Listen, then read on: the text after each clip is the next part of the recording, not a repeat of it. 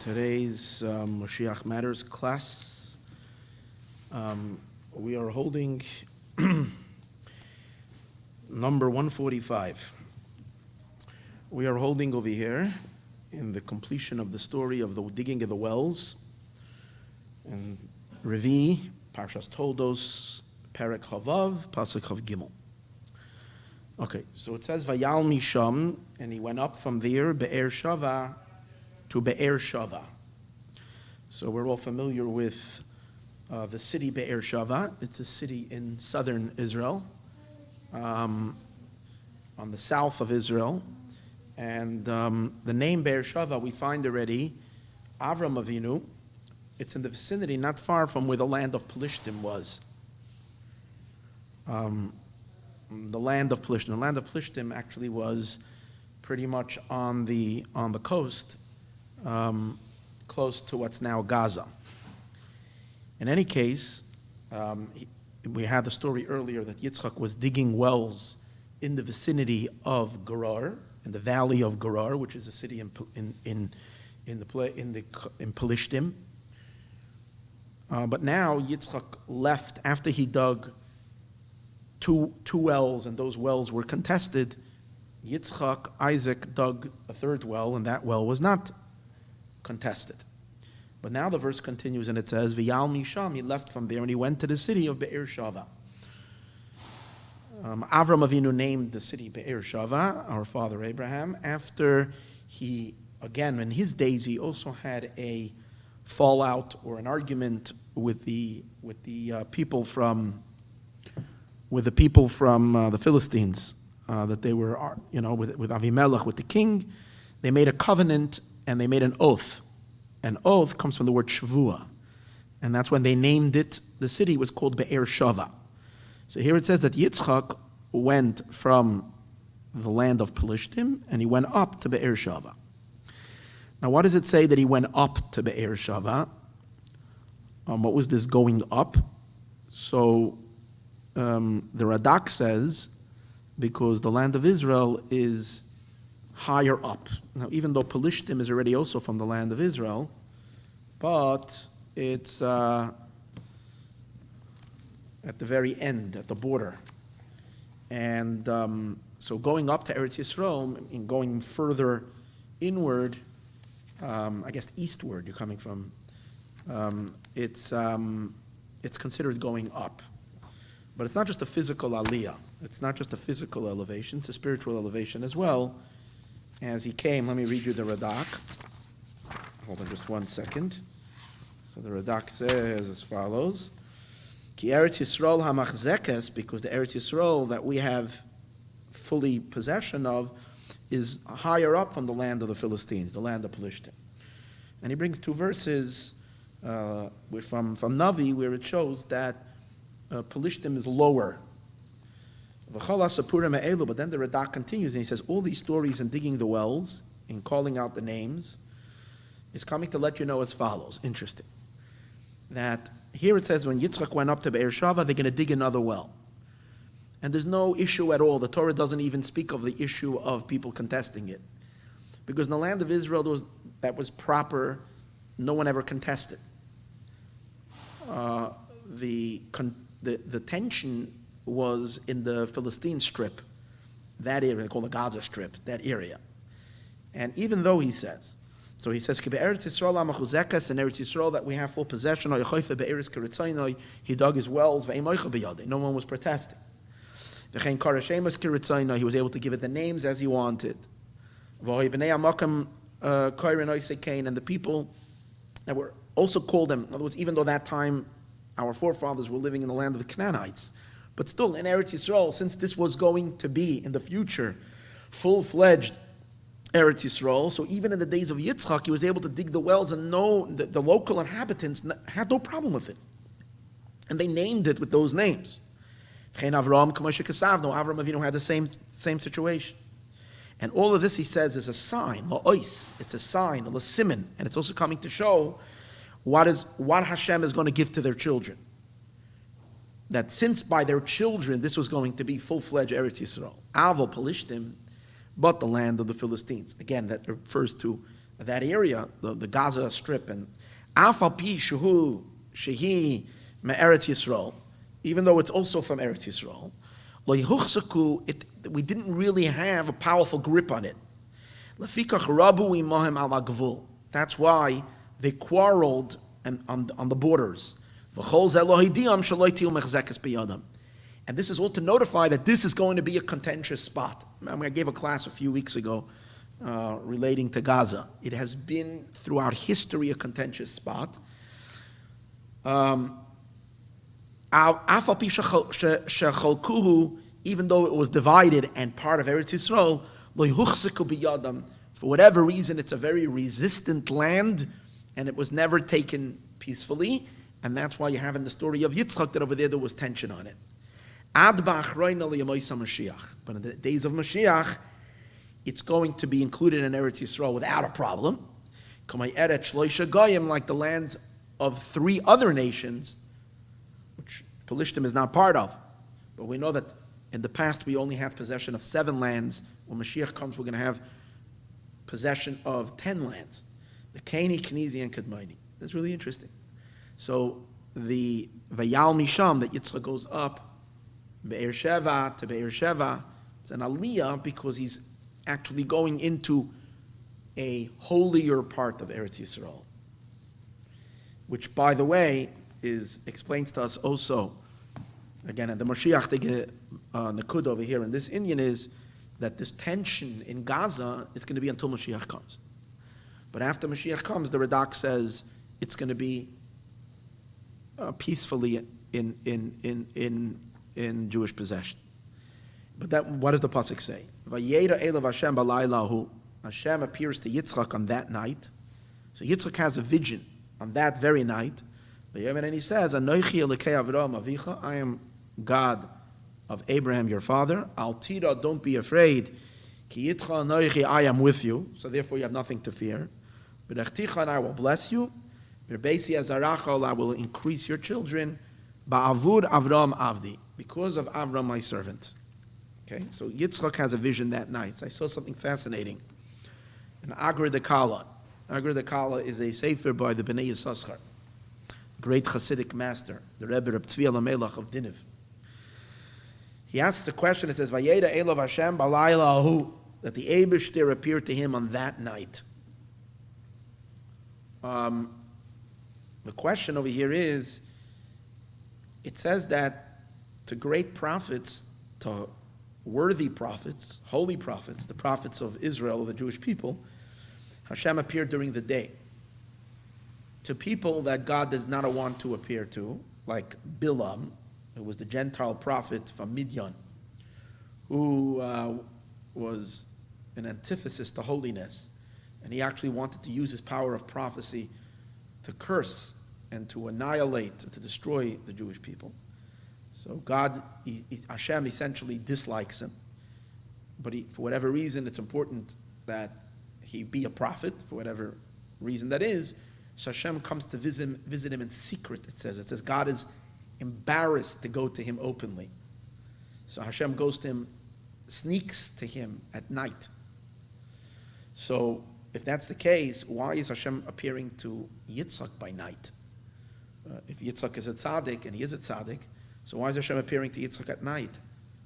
So the Bnei Yissaschar brings something really fascinating, related to what I just mentioned over here, that when Yitzchak went from the land of Pelishtim, and he went up to Be'er Sheva, he's having an aliyah. He's going up. Because even though the land of Pelishtim technically will be part of Eretz Yisrael, as we said before, it's contentious. Therefore, it is Eretz Yisrael, but not completely Eretz Yisrael. And that's why it's not fully in our hands yet. So, and he says an amazing thing. He brings from Sefer Chesed LaAvraham that it says, a Kabbalah Sefer, a book on Kabbalah, that says that when someone travels from outside of the land of Israel, and he comes to Eretz Yisrael, you go to visit to Eretz Yisrael, on the first night that you're sleeping in Eretz Yisrael, the Eibishter switches your neshama. Obviously, it probably doesn't mean a full switch of the soul, but a person experiences a neshama upgrade, you get, instead of a nefesh, a soul of Chutz Li'aretz, you get a soul of Eretz Yisrael. It's the first time I've heard that. This, that there are malachim, different types of angels, well, that we see already in the story of Yaakov Avinu. Now, when Yaakov Avinu had the dream of the ladder, the reason why the angels were going up and then they were going down, it should have been the opposite. Angels live in heaven. So Rashi says they should have come down first and then go up. So Rashi says the reason why they went up first is because these were the angels that accompany him. We know that every person has angels accompanying him to watch them. Ki malach of Yitzav Allah, especially Hashem commands his angels as malachim to watch, especially at Tzaddik. But by Yaakov Avinu it says that these angels, since he was on his trip to leave the land of Israel, to go to Haran, to Mesopotamia, therefore the angels of Eretz Yisrael went up first, and then new angels came too. The angels that were going to accompany him of Chutz Li'aretz, outside of Eretz Yisrael. So that's we see already from Malachim. But the fact that a person has a different neshama in Eretz Yisrael than it has in Chutz Li'aretz. But he brings him the Chesed Lavram at the very night that you arrive in Eretz Yisrael. It's interesting, I was in Eretz Yisrael just 2 weeks ago. It's a thing to be aware of. When you go to sleep that night, your neshama will be switched. And the neshama of Eretz Yisrael will come into the person. Already he says on the first night that you're sleeping, that's when the switch takes place. So that's what's happening over here, he says.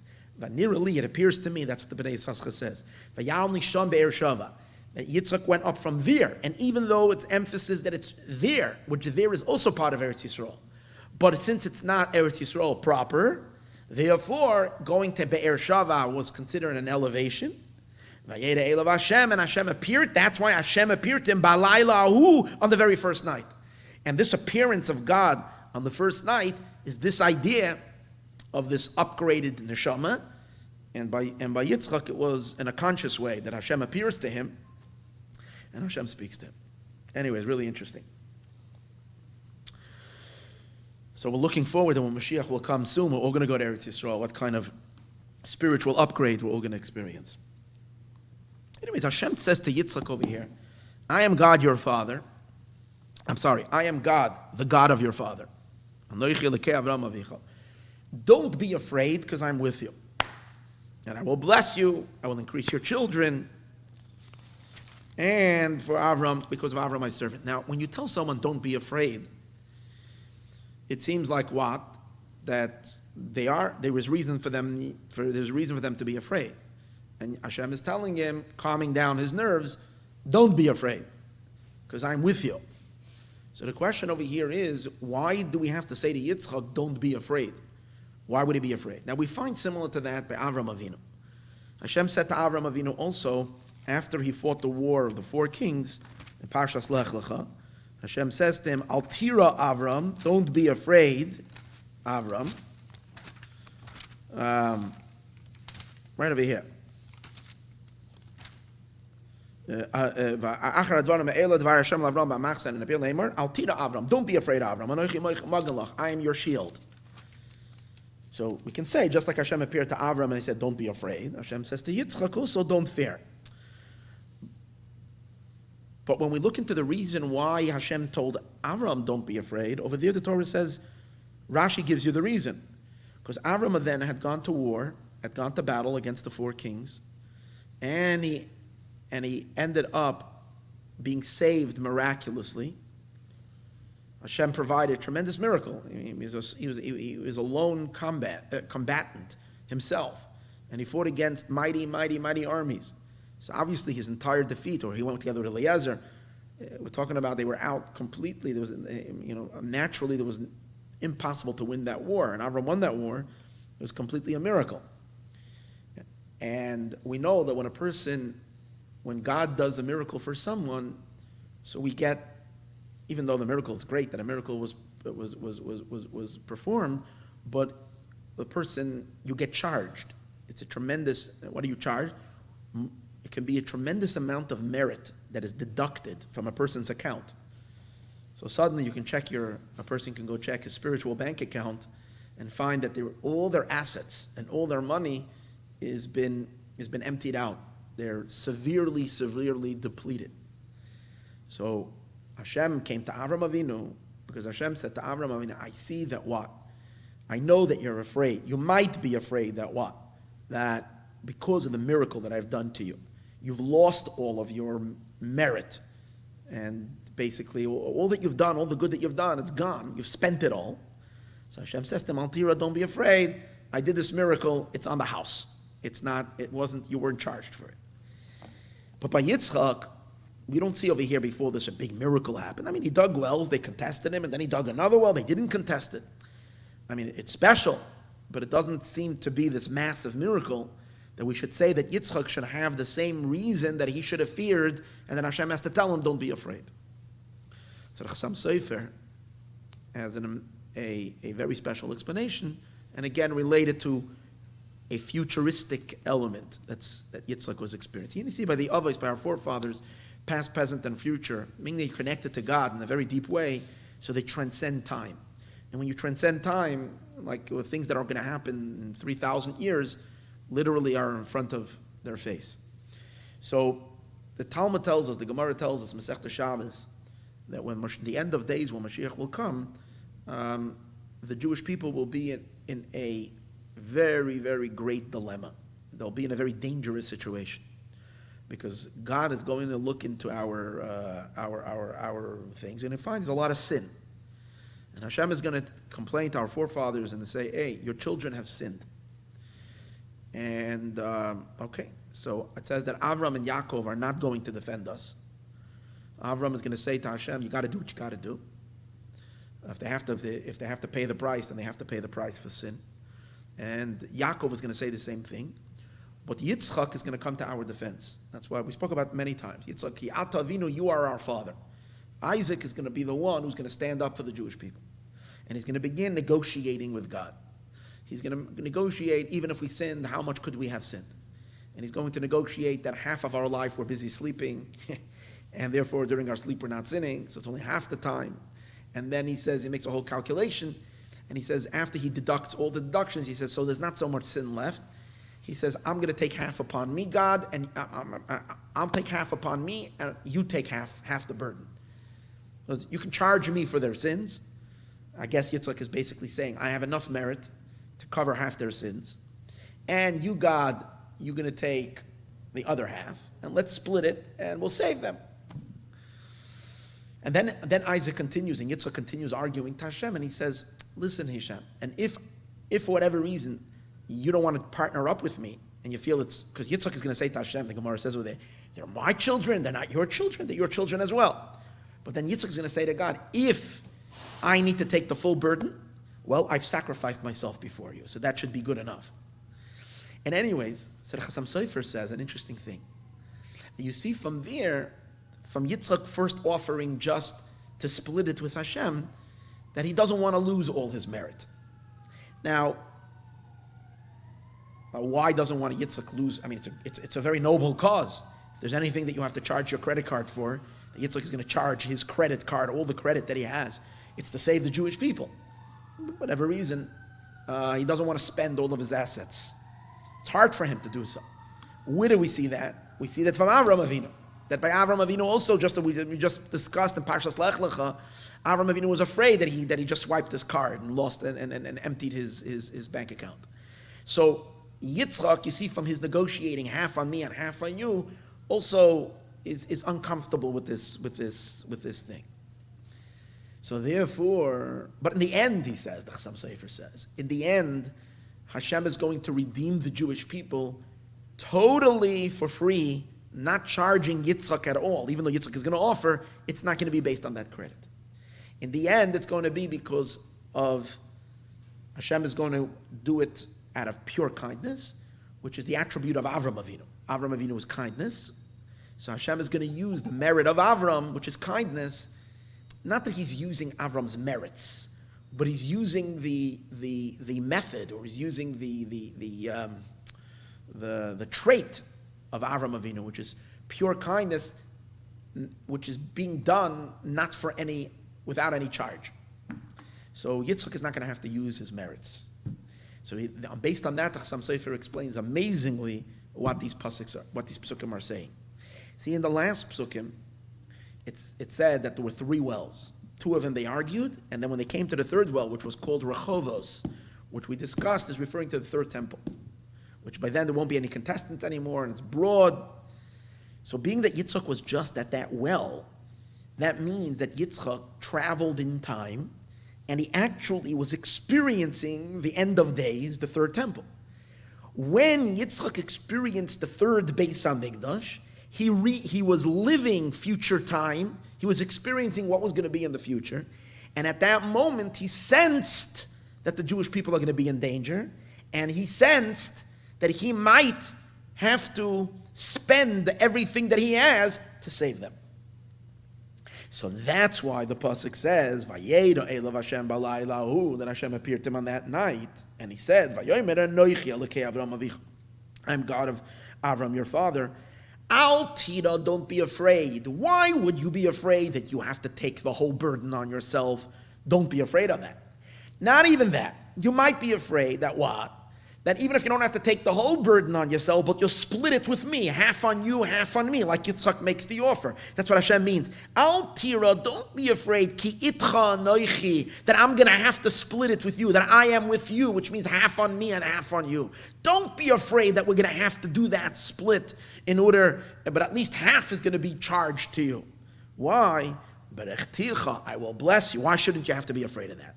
Because I will then, when Moshiach comes, I will bless you. And I will increase your children. Ba'avud Avram Avdi, with the attribute of Avram, which is chesed, pure kindness, without anything that's going to have to come off Yitzchak's account. It's the interesting pirush that the Chassam Sofer says regarding the way things are going to be worked out in the end of days. Anyways, let's continue.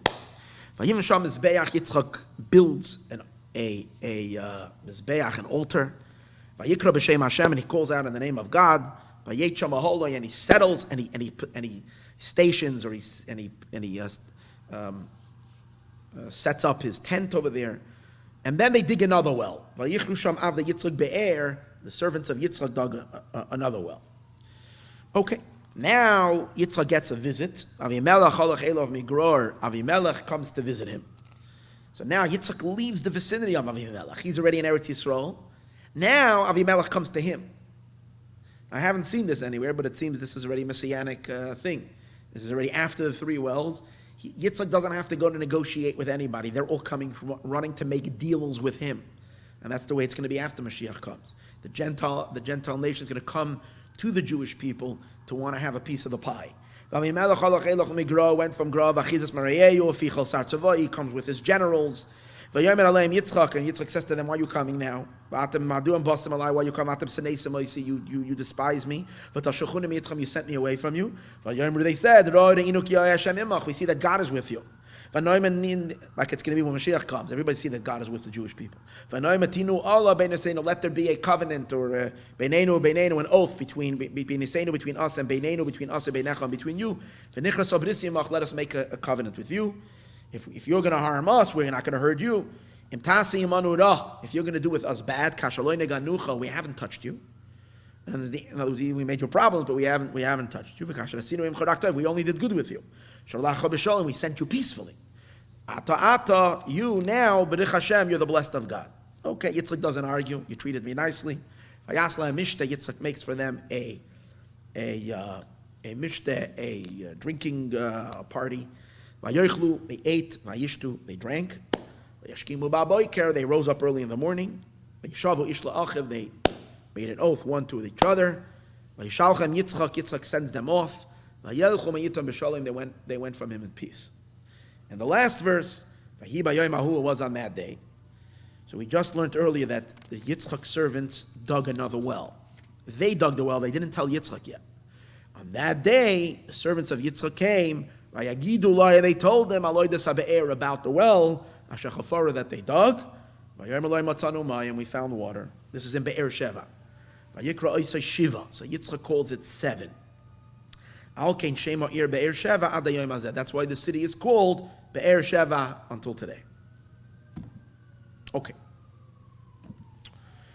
So I want to really just discuss this last idea about the city Be'er Sheva. We're going to get to that in a moment. Just a little something on one of the verses that we just read. It says that Avimelech is saying to Yitzchak, Im tasi imanu ra, if you do with us bad, kashalei neganucha, we haven't touched you.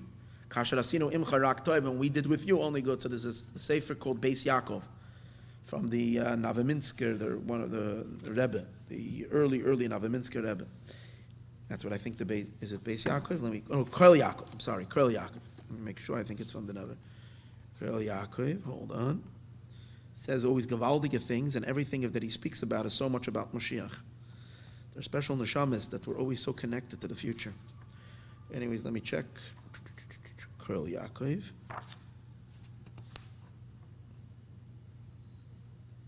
No, it's not him. He's something else, Yaakov. Koil Yaakov is Rabbi Yaakov Tzvi Yalish from the Sefer Maloi Haroyim Al Hashas. Anyways, he says like this. We know that in this pasuk is merumez the manner in which Moshiach comes, and which can happen in two ways. We know that it can happen in a way that Hashem is the one who instigates the coming of a Geula, and then the experience could be a little tough, a little rough. If we're the ones who instigate it, it's coming from meaning from the virtue of the Jewish people, then it's going to be on the highest level. And that's what he says the pasuk means. Imtasa imanu, if you're going to be the ones doing it for us or with us, it means Hashem is going to be the one who has to bring the redemption completely on his own, without a sarusa delatata, without the arousal from below. Ra, that's not so good. Ra means bad. It's not good. V'kasher asinu imcha, but when we will do it with you, in other words, if we're the ones who will activate the Geula, rak toiv, then it's going to be only good. And he relates to this that the Gemara says that regarding Jewish people and God are considered like a man and a woman, like a husband and a wife. And it says that the determination of the child, whether it's male or female, is dependent on who's the one that stimulates and engages the other in their intimacy. If it's coming from the husband, then it's actually going to be female. If it's coming from the woman, then the baby that's going to be born, and as a result of this intimacy, is going to be a male. So, whatever the science of it, I'm not getting into it, but the spiritual dynamics of it is as follows. As we apply this outside of a physical intimacy, but to a metaphoric discussion of we're creating a child. The child is the Moshiach, the birth of Moshiach's light and Moshiach's presence in the world. If Moshiach is going to be female in a sense, or Moshiach is going to be male. I'm not getting into female, male in terms of quality of this, but in our sense, a stronger, more powerful Moshiach is dependent on the woman, which is the Jewish people, stimulating first. That's what he brings. He adds a few words over here that I didn't fully understand, but I think this is what he means. Because the pasuk says, "Im tasi imanu," if you will do with us, ra is not good. Kasher loy neganucha. That seems not to fit into this pirush. What does it mean, kasher loy neganucha, that we haven't touched you?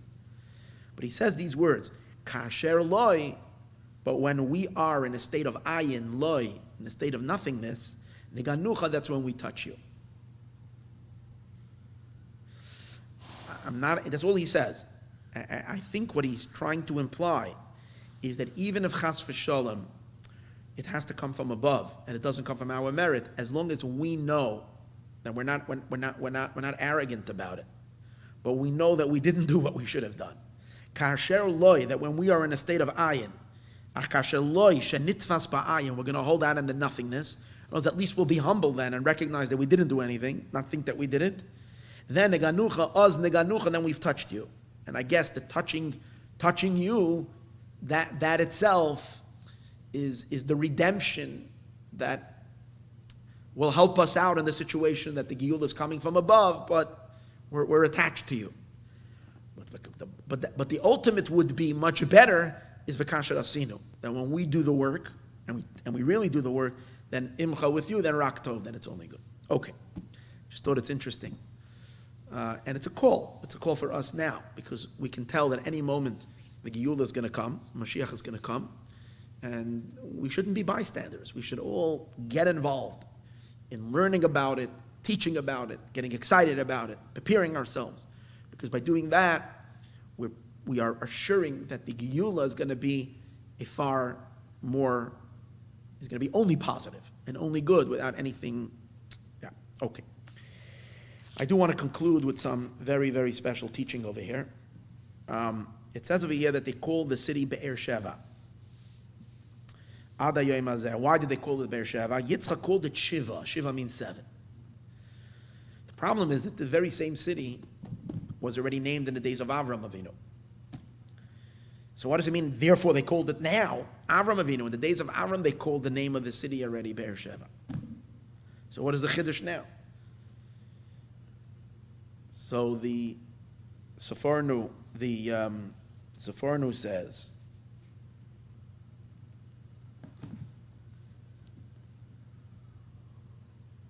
Avram never called it Sheva. Avram called it Shava, bekomitz with a komitz, because Avram called it Shava. Shava means from the word Shavua, an oath. Yitzchak called it Sheva because of 7. But Avram called it Shava because of the oath. Why? Yitzchak is calling it 7 because this is the 7th well. There are 7 wells, and this is the 7th well. Where do you have 7 wells? The 7 wells are as follows. If you remember that in the beginning of the parsha, it says over here that, it's still in the days of Avram Avinu. When I told you, when I spoke about Avram with Avimelech, back then they already dug a well over there.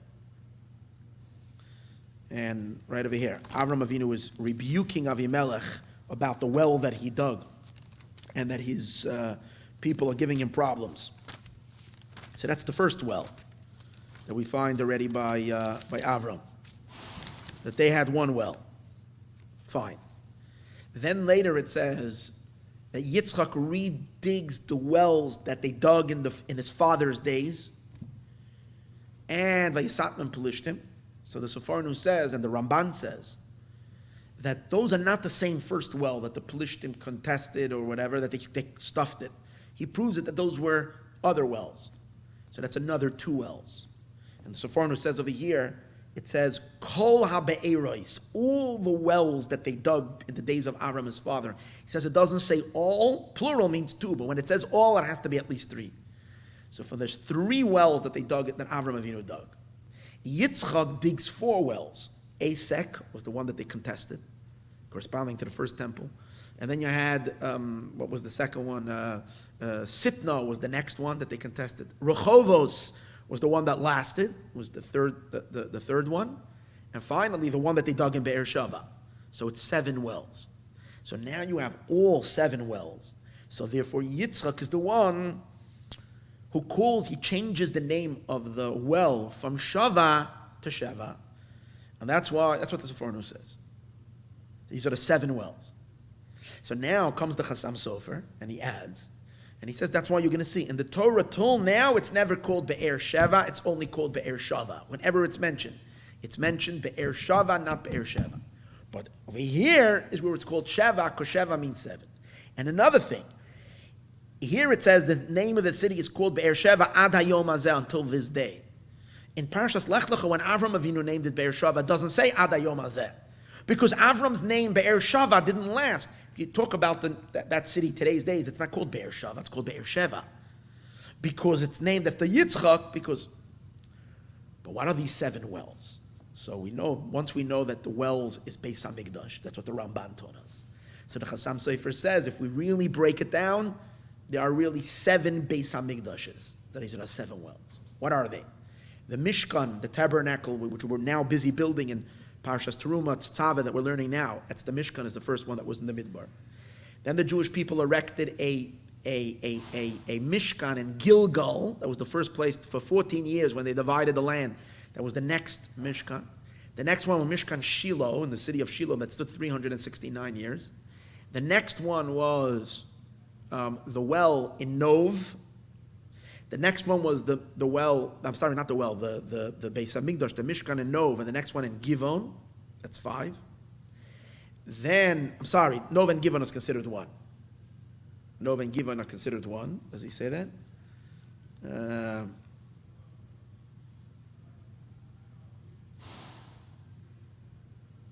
Midbar, Gilgal. Oh no, he counts Nov and Givon as two, but the Oel Moed and the Midbar and in Gilgal is the same Oel Moed. So that's why he considers that as one. Shiloh is the second, Nov is the third, Givon is the fourth. The first Beis Hamikdash is the first temple King Solomon built is the fifth. Second temple is the sixth, and the future one, the one of Moshiach, the third temple. These are the 7 wells, and that has been completely dug, and all that tremendous godly light and godly flow coming to the world from these 7 wells. And just to conclude, these 7 wells, Reb Levi Yitzchak, the Rebbe's father, brings a passage from the Gemara. The Gemara has a passage as follows. Hear this. Here we go.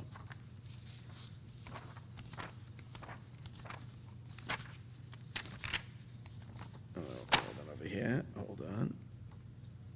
Just want to see where the Gemara is.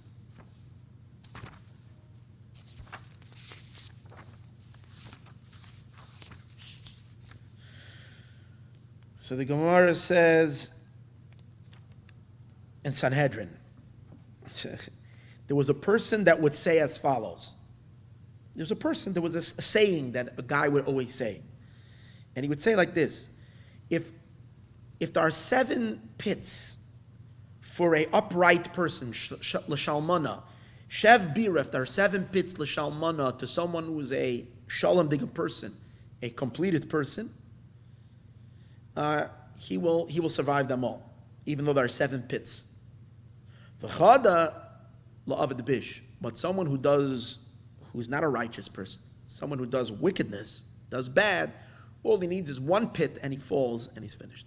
An upright person, a shalom digga person, a complete person, can have 7 pits, and he will survive. Not only survive, he will remain standing and above, but 1 pit for a. So Shmuel says to Rav Yehuda, one of the sages, that was a saying that people used to say. Shmuel says to Rav Yehuda, there's a pasuk, there's a verse. Ki sheva yipol tzaddik, that the tzaddik can fall 7 times, but he gets up. Or rishayim, but the wicked, yikashlu bara, they stumble in bad. A little bit of something, they fall, they don't get up anymore, they're gone. The Rebbe's father says an interesting thing. He says the 7 wells, the 7 pits that are dug for the tzaddik, can be understood on 2 levels. First of all, he says ish shalem, the complete man, l'shalmana, the ish shalem, that's Yaakov Avinu. Because it says v'yava Yaakov shalem, Yaakov came complete. Yaakov is called shalem, shlemus, because he's perfect from Avram and from Yitzchak. Yaakov is the perfect man. It says v'Yaakov ish tam, tam means perfection. So Yaakov is ish shalem. The 7 pits that there are the 7 times that we're going to learn later in the Torah that Yaakov has to bow down to Esau. He bows down to him 7 times. That's called digging 7 pits. He has to fall down to the ground in front of Esau. But all those 7 bowings, which are submission or humility to Esau, doesn't crush him, doesn't destroy him. Because after he bows down to Esau, what he did was, through those 7 bowings, he was able to take away the 7 times tameh, the 7 impurities from Esau, and expose Esau's inner soul, inner root. But in addition to that, what does it say after the 7 bowings? Vayava Yaakov Shalem, Yaakov comes complete to the city of Shechem. So this is the 7 falling, then he comes. But the wicked, 1 time they fall. But then he goes on and he says, we can also learn that the 7 pits that are dug are not talking about 7 negative pits, but 7 positive pits. And who are these 7 positive pits? These are the 7 wells that were dug by Avram and by Yitzchak together. Avram dug 3 and Yitzchak dug 4. Together it's 7. Who did they dig it for? They dug it for their son and grandson, for Yaakov. He is the Ish Shalem. He is the complete man that the Gemara is talking about. That inherits these 7 wells. And as we see from the Chassam Sofer, it means the 7 temples. And where do we find that Yaakov inherits these 7 wells? Because by Yaakov Avinu it says, hear this, when Yaakov leaves Eretz Yisrael, it says he goes and he sees V'hinei be'er basada, he sees a well in the field. Remember the story, he sees a well, and there's a big rock on the well. When you take a look in the pasuk over there, it mentions 7 times the word be'er. It says, V'hine be'er basada, minha be'erahu hahi, from that be'er. There is a big stone, al pia be'er. He removes the stone, me'al pia be'er, from the mouth of the well. And then he puts back the stone, al pia be'er, on the opening of the well. And then, me'al pia be'er, and another 2 times, me'al pia be'er. So that's 7 times that it mentions it. So this is the be'er sheva, Yaakov Avinu. And who's the Ish Shalem? It's a very interesting idea. So then he continues, says really nice. Shmuel is the one who says, it says in a pasuk, because if you take the word Shmuel, he says you have the word Shalem, complete. That's the Ish Shalem, the complete person. Alevav, this is 7. So Shmuel is the one who knows that for a tzaddik, even though there are 7 pits, for Ish Shalem, or that Ish Shalem has seven wells. Shmuel knows that because he is the Ish Shalem, and he has the Alevav, which are the 7. In any case, when we read already the full revelation of these 7 wells, as they come all together in the final well, which is the 3rd temple, we get to see it. Now, Be'ez Hashem, join us next week, Thursday, when we'll begin learning the next story, which is the story of the blessings of Yitzchak to Esav. Meanwhile, everybody, be well.